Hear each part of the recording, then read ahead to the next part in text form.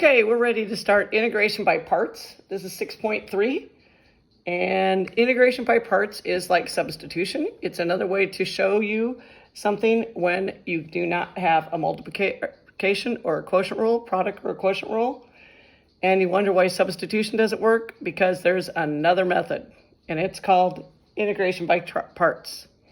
So integration by parts, the formula is the integral of u dv. That is what it is, but it equals u times v minus the integral of v du. That formula there in pink is the main formula you're going to have to use, so you need to make sure you have that written down. I write it down in light green, I think, every time when I use it. So step one, you will choose something to represent u and choose something to represent a dv. Step two, you're going to derive u, and then you're going to integrate dv. So once you choose a u, you're going to derive that term. Once you choose a dv, you're going to integrate that term.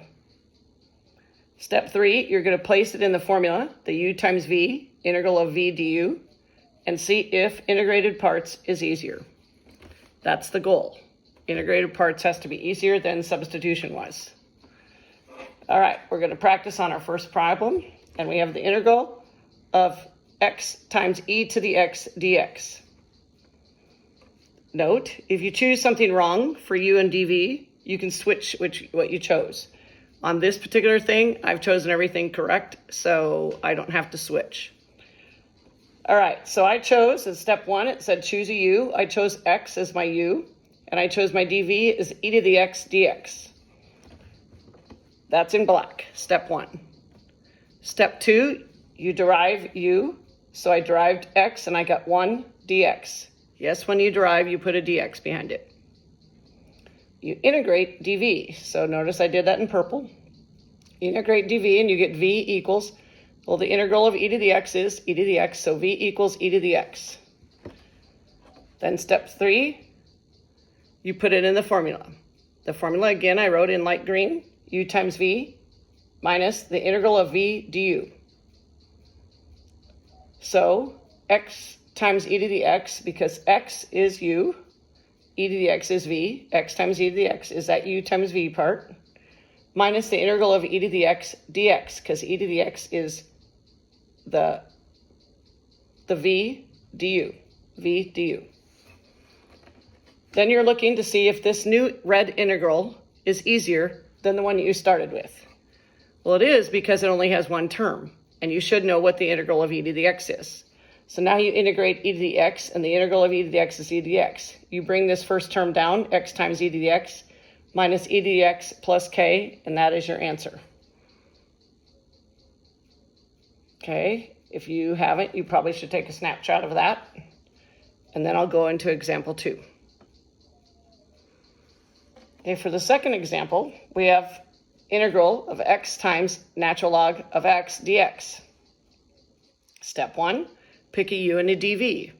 So I chose u as to be ln of x, and I chose dv to be x dx, because that's what was left. This x and that dx was what was left. This ln of x is there. Step two, you derive u. So I derive ln of x, which is 1 over x dx, and I integrate dv, which is x's get bigger, x squared over 2. So I put that down in my formula, step 3, u times v minus v du. U is x, or ln of x, and v is x squared over 2. Note, I put the x squared over 2 first because it looks awkward if you put it behind. Okay, I also told you I switched them because they're commutative property. Integral of x squared over 2 times 1 over x dx, because that was v times du. Now that looks awkward, so you have to simplify it. So I do not integrate it yet, I simplify it first. So I bring down this first term. By the way, I usually write an arrow down. I brought it down every time this time, but usually I just write an arrow, so I just don't forget to write it in the answer. But I have to integrate this, but I have to first make it look better. So I take the 1/2 to the outside. X squared over x is just x dx. And I know how to integrate x. The integral of x is x squared over 2. But I had the 1/2 on the outside, so I multiply that together. And my answer is going to be x squared over 2 natural log of x minus x squared over 4 plus k. Answer. Now, one of my students a long time ago said, how do you remember this formula, Mrs. Reed? And I didn't know anything, but just told him you have to memorize it. U times v minus the integral of v du.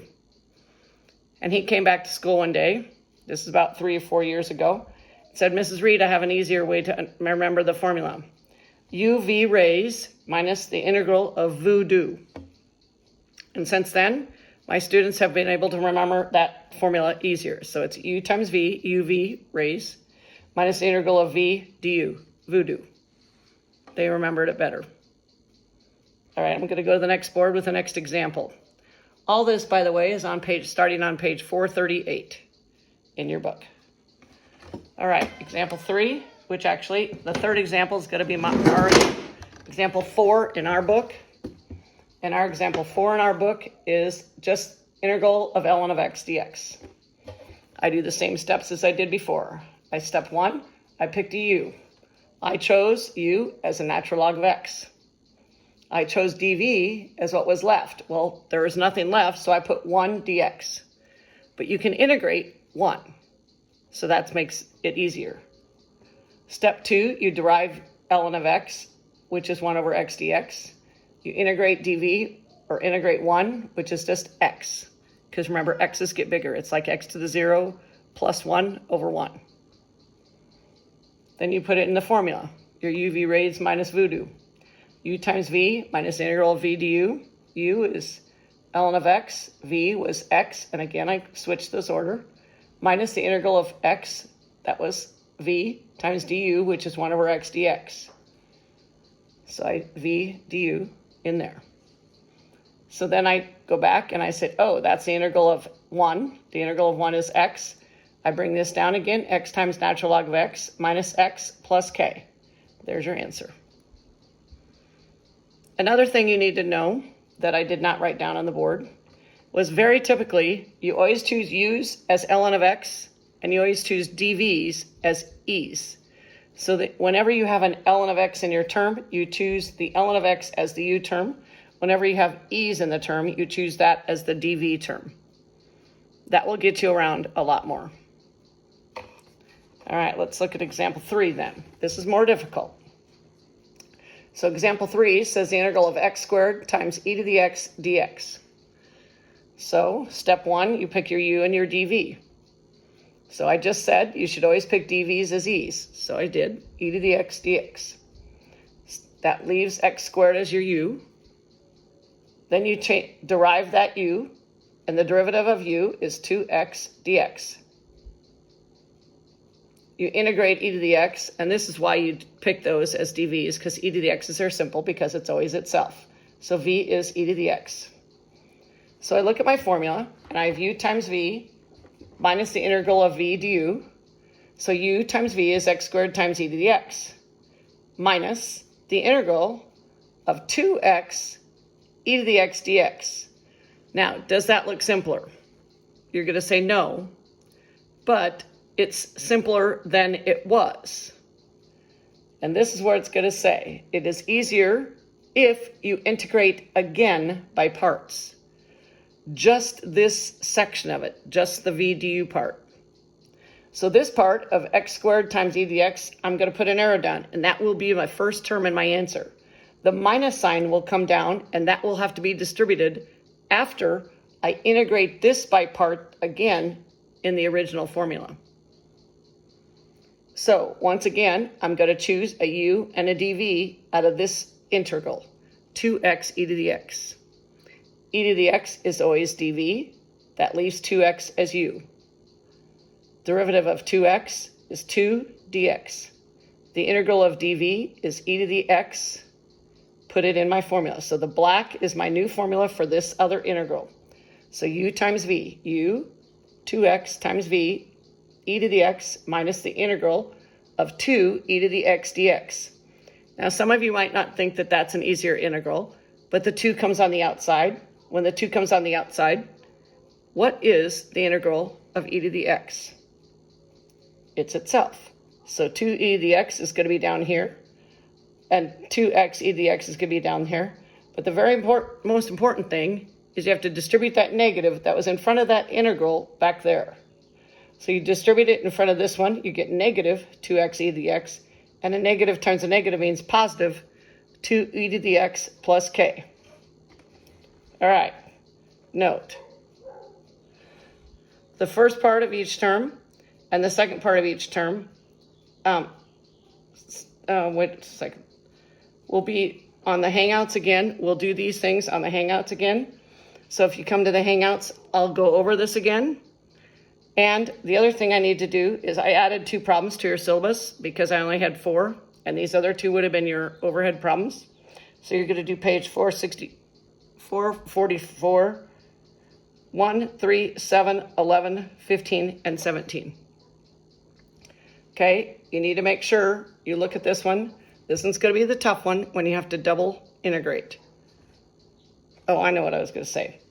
Look at the first part of each term. So you have an x squared, a 2x, and a 2. Think about that.